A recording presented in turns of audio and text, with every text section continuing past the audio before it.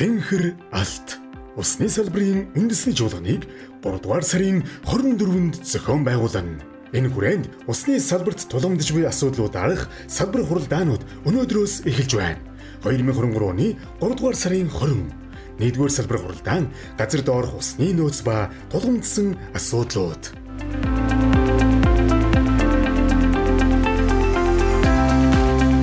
Мөшнүүд дээр бол та бүхэн бас бүгд мэдж байгаа.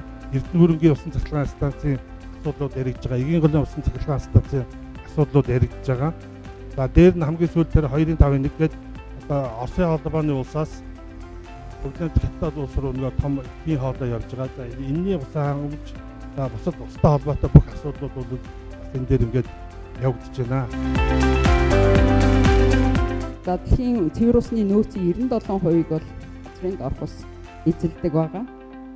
За тэгээд урт хугацаанд үргэлжлэх одоо гаан юм уу цаагуурын өөрчлөлтөд хамгийн төсвөртэй тэрэнд нөлөө үзүүлдэггүй. Ирээдүйд бол бид нарыг одоо тохиолдох байгалийн одоо нэг ган гачиглаас аврах цорын ганц нөөц бол газрын доорх ус юм а гэдгийг. За энэ бол одоо энэ Сан Пауло Брюсселийн тунхаглалгээд 2020 онд гаргасан энэ тунхаглал дээр бол ингэж бичсэн байгаа. За цооногийн хийс тоноглол тавигдах шаардлага байхгүйгээс алдаатай болон буруу тоноглол хийж байгаа нь усны ундрагын хэмжээ нь өөрчлөгдөх, цооногийн насжилт багасах гол шалтгаан болж байна.